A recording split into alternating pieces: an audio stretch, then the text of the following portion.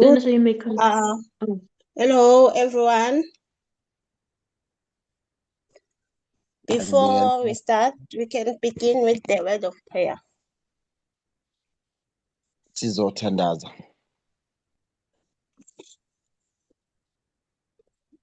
Nkulunkulu wethu osekhaya ezulwini, ntambama siyabonga Jehova ukukhulumisana nenhliziyo zethu nempilo zethu nakulesi sikhathi esikuso. Siyabonga Jehova uthando lakho, sibonga Nkosi onamandla ukuthi ulokhu nathi. Lokhu Nkosi usiholile endleleni, awuzange waze wasishiya, awuzange waze wasilahla. Siyacela ukuthi uqhubeke Nkosi onamandla ube nathi. Sisazoqala isifundo sethu sokuphela kosuku lweSabatha. Siyacela Nkosi ukuthi ube nathi ngamunye ngamunye. Ngiyakhuleka egameni likaJesu. Uze phakade. Amen. Amen.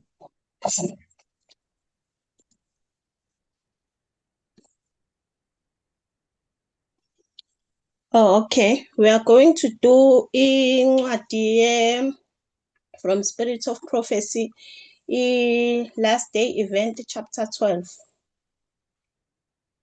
Oh, isifundo sethu ke sizosusela lapha kuyisicaphuno esiku Spirit of Prophecy, Last Day Event, chapter 10. 12. Or chapter 12.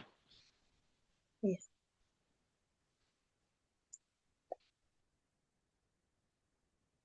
Okay, we can start.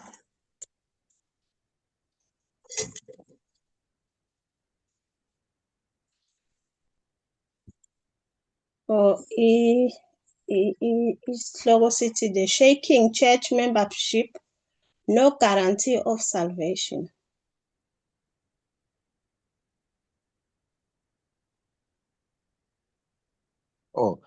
Isihloko ke sithi ke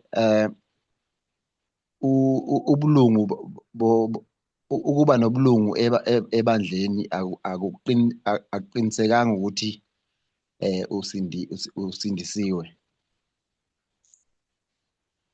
It is a solemn statement that I make to the church that no one in the 22 names are registered upon the church books.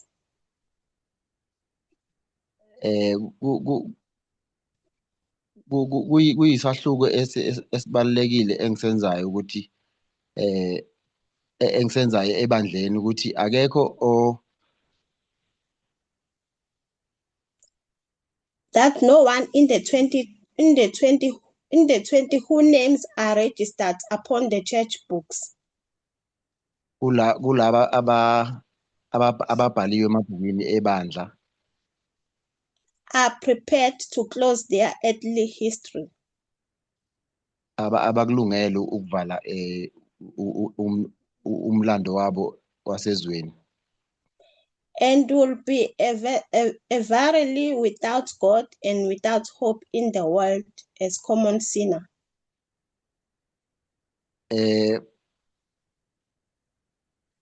Bazoba ngabantu abangenankulunkulu abangenalo futhi ithemba njengabantu abayizoni ezijwayelekile. Those who have had opportunities to hear and receive of the truth and who have united with the Seventh-day Adventist Church. Labo ababenethuba lokuthi bamukele iqiniso nalabo abahlanganise nebandla i-Adventist,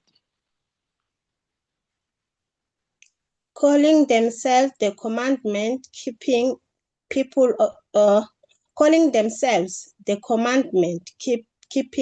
of God.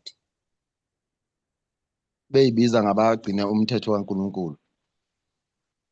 And yet possess no more vitality and concentration to God than do the nominal churches. Nakuba ke bengabonisi uqiniseka ukuthi bagxile kuNkulunkulu will receive the plague of God just verily as the church who oppose the law of God. bayokwamukela ke ulaka njengalabo abaphikisana nomyalo kaNkulunkulu. The division will come in the church. Two parties will be developed. Ukwahlukana ke kuzofika kuzongena ebandleni bese kuba namaqembu amabili azokwakheka. The wheat and tares grow up together for the harvest. Amabele kanye nokhula kuzokhula ndawonye kuze kube sesikhathini sesivumo. There will be a shaking of the sieve. Kuyoba khona ke ukunyakaziseka. The chaff must in time to be separated from the wheat. Ukhula ke olokho kungalungile kuzohlukaniswa phakathi kwakho namabele. Because iniquity abounds. Ngenxa yeziphambeko. The love of many waxes cold. Uthando lwezinto ezingalungile. It is the very time when the genuine will be the strongest. Kuyileso sikhathi ke labo abaqinisekile bazobe beqinile. The history of the rebellion of Dathan and Abiram is being repeated. Umlando ke ofana nalo kaDathan no-Abiram uphindekile. And will be repeated till the close of time. Uzophindeka ke kuze kube sekupheleni kwesikhathi. Who will be on the Lord's side? Ubani ozoba sohlangothini lwenkosi? Who will be deceived and in their turn become deceivers? Ubani oyakudukiswa bese futhi naye eba umdukisi. The Lord is soon to come. Inkosi ke iyeza ngokuphazima. There must be a refining. Kufanele kube khona kufanele kube khona ukwenziwa kabusha. Winnowing processes is every church. Kube nezimo eziqhubela phambili emabandleni. For there are among us wicked men who do not love the truth or honor God. Ngoba phakathi kwethu kunalabo abangalithandanga iqiniso nabangamthandanga uNkulunkulu. We are in the shaking time. Sesikhathini ke sokunyakaziswa. The time when everything that can be shaken will be shaken. Lapho ke isikhathi lapho konke okunyakaziswayo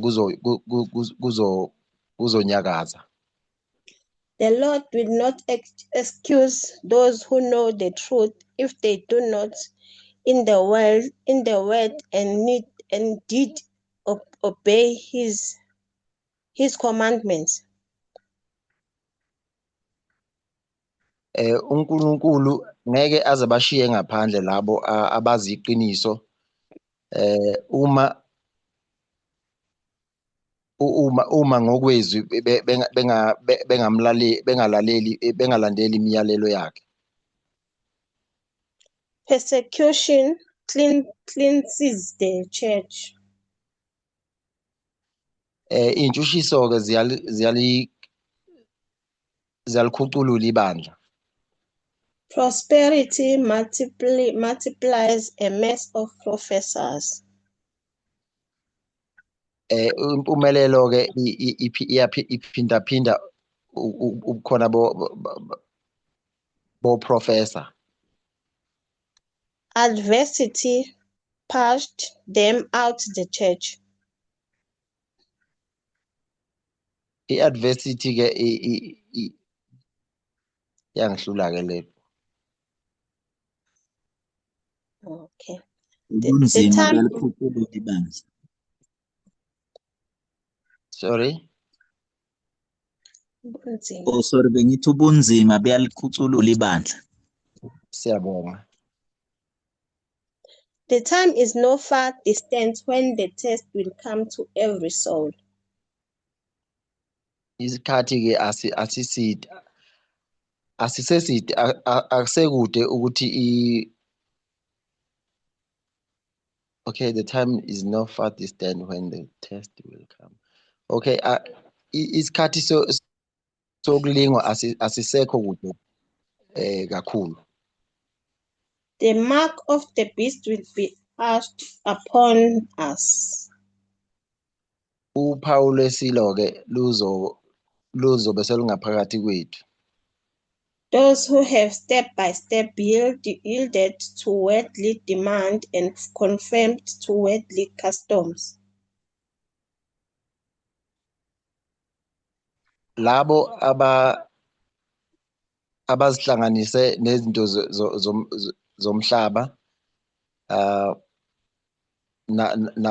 nakuzo zonke wonke amasiko omhlaba. Will not find it hard matter to yield to the power to the powers that be. Ngeke bekuthole kunzima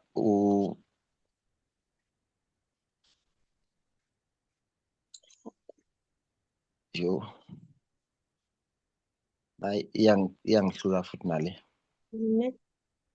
Okay, time uzosisiza. Ngeke bakuthole kunzima ukuzinikezela emandleni aphethe ngaleso sikhathi.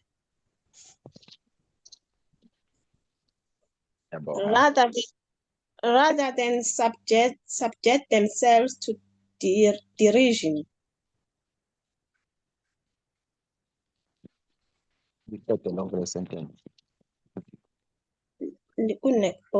Derision, insult, threatened imprisonment, and death. Oh, Thami ngicela ungenelele baba. Ngeke bakuthole kunzima ukuzinikela okuba ngaphansi kokudelelwa nokuthukwa nokwesatshiswa ngokufakwa ejele nangokufa.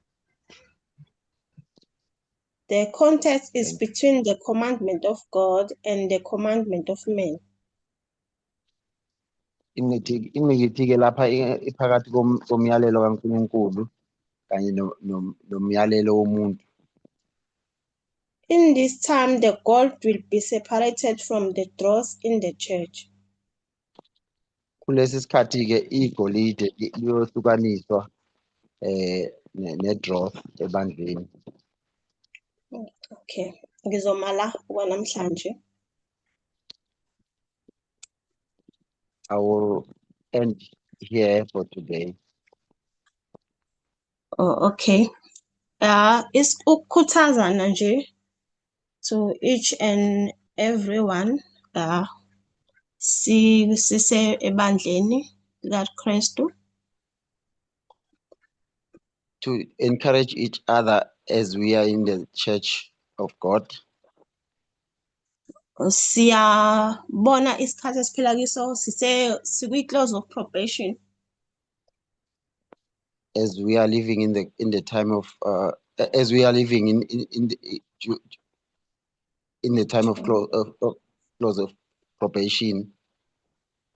Siyabonga uNkulunkulu ngamaqiniso amakhulu kangaka asembulele wona. We thank the Lord for the truth he gave to us. Siyabonga uthando uNkulunkulu asiphe lona nokuthi sikwazi ukuzwa lo mlayezo lo esiwutholile namhlanje. We also thank for the love he gave us with all the truth he has given us. Isifiso sami bengingafisa ukuthi umuntu nomuntu okhona la My wish for every one of us, bengingafisa ukuthi sengathi kungangaba khona ukudideka esiba nakho as si overcome izifundo eziningi kangaka ezisibonisa isikhathi esikusona njengamanje. Though besidideka, but ngiyafisa ukuthi sengathi uNkulunkulu engaba nathi ingabibikho i-confusion or singazithatha izinto sifune ukuthi zibe ngalendlela thina favor imizwa yethu. my wish for every one of us is as we are receiving so many truths, I wish that there shouldn't be any confusion that can take that can take place among each and every one of us. Sengathi uNkulunkulu angaqhubeka abe nathi asikelele sikhuthale nokufunda. I wish that God can be with us and help us to continue learning the truth. That's all. I thank you.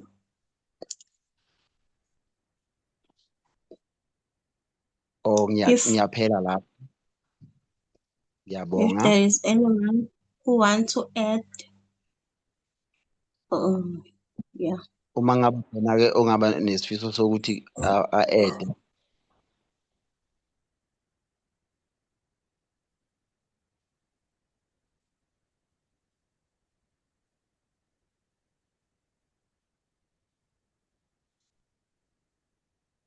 If there is no one, we can close with the word of prayer. Tammy, please pray for us. Besicela uThami asikhulekele.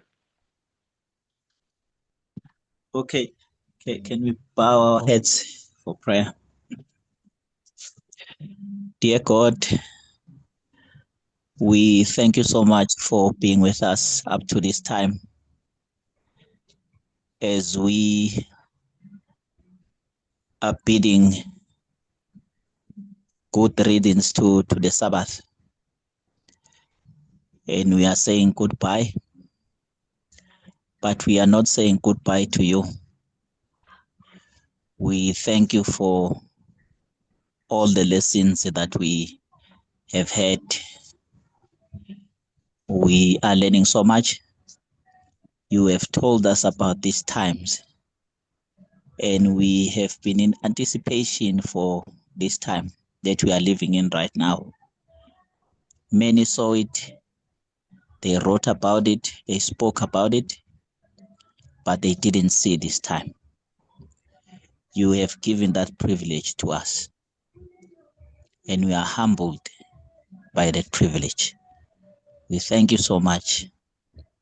We pray for a continued help and support by your Holy Spirit and your holy angels, and the fellowship of one another. and the love that we get and give to each other. May we continue, Lord, until you come. We are starting a new week. We plead that you may be with us. Help us that we may be able to stand at these times when every wind is blowing and a shaking is taking place all over the world. We plead for an anchor that we may hold on unto thee until the end. We thank you so much. In Jesus' name. Amen. Amen. Amen.